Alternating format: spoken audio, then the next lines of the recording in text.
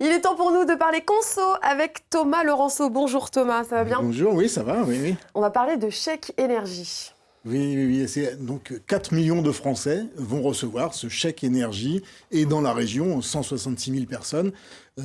Pour les Pays de la Loire, c'est cette semaine que ça se passe. Donc regardez bien votre boîte aux lettres. C'est peut-être cette semaine que vous allez avoir un courrier de monsieur Nicolas Hulot lui-même, accompagné de ce fameux chèque qui varie entre 48 et 227 euros. Mais qu'est-ce que c'est que ce chèque en fait? Qu'est-ce qu'il représente? Alors, ce chèque, c'est une aide pour les personnes aux revenus les plus modestes. En fait, au départ, c'est les personnes qui étaient éligibles aux tarifs sociaux du gaz, de l'électricité.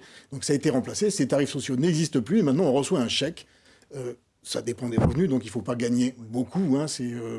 Pour une personne seule, c'est 7 700 euros de revenus annuels. Pour un couple avec 2 enfants, c'est 16 000 euros. Donc, vous voyez qu'on est sur des revenus très modestes, mais c'est quand même 10% des ménages des Pays de la Loire, c'est pas rien.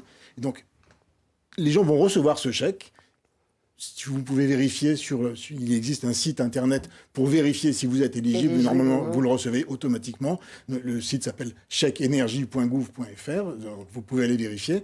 Et avec ça, vous allez pouvoir payer vos factures de gaz ou d'électricité ou d'autres énergies d'ailleurs. Donc les bénéficiaires de ce chèque, ce sont les personnes qui ont des revenus moyens. Y a-t-il d'autres conditions? C'est des revenus, vraiment, c'est des revenus faibles. C'est des revenus faibles.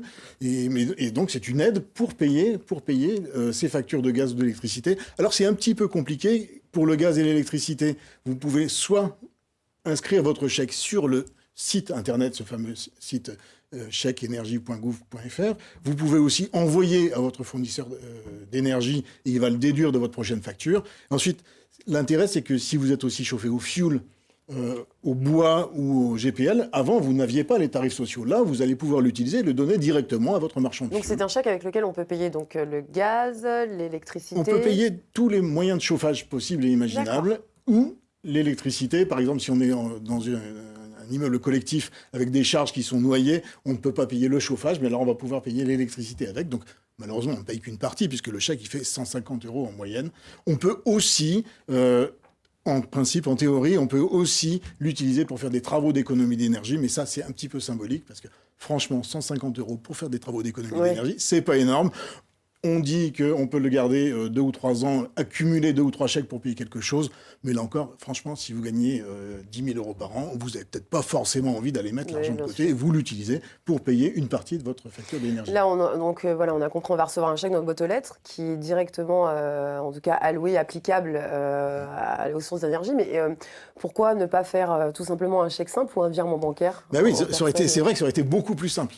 Ça aurait été beaucoup plus simple d'envoyer l'argent à tout le monde. La difficulté, c'est que... D'être sûr que les gens s'en servent. Voilà, c'est ça. Les gens auraient pu s'en servir pour autre chose que pour payer l'énergie. Vous savez, il y a une polémique tous les ans, une polémique à laquelle moi je ne souscris pas à propos de la prime de rentrée, où on dit les gens utilisent cette prime de rentrée pour acheter autre chose que des fournitures scolaires.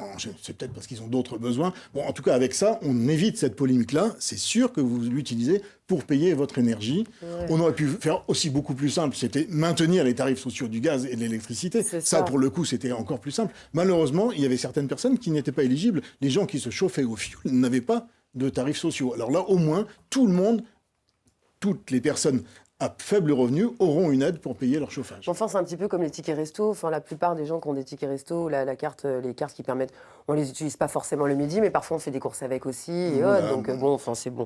Bon, alors si j'ai pas le droit au chèque, est-ce que j'ai droit à quelque chose? Ah ben ensuite, un mail de Nicolas Hulot, tu n'as droit à rien. Non, oui, effectivement, vous pouvez jouer sur le site et voir que vous n'avez droit à rien. Non, mais ensuite, pour tous les autres, il y a encore toute la panoplie des aides aux économies d'énergie qui existe. Elle est très impressionnante, cette panoplie. Vous avez d'abord le crédit d'impôt pour la transition écologique et énergétique qui permet d'économiser, de réduire 30% des dépenses d'économie d'énergie de vos impôts, donc c'est énorme.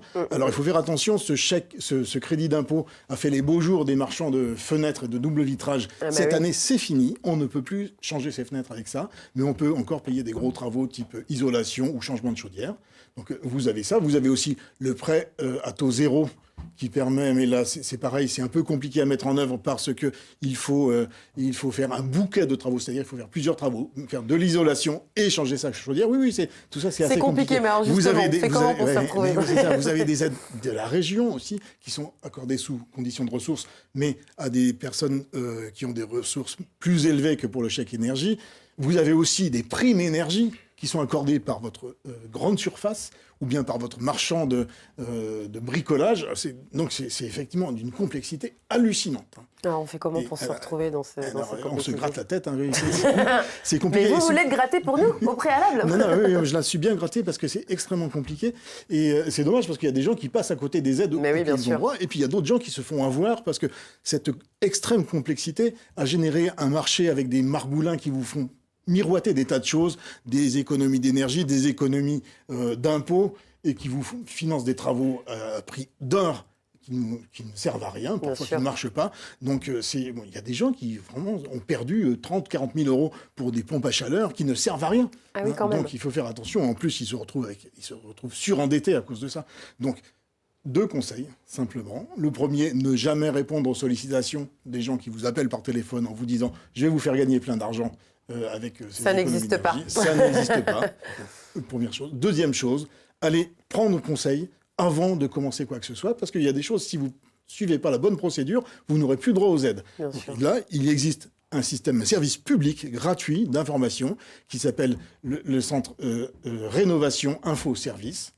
Et il y a un site internet, il y a aussi un numéro de téléphone. Et là, vous demandez, vous avez des gens qui ne sont pas jugés partis, qui ne sont là que pour vous aider à prendre les bonnes décisions et effectivement à économiser de l'énergie et de l'argent. Merci beaucoup Thomas Laurenceau pour ces précisions. On se retrouve dans 3 semaines. Oui, parce que c'est les vacances.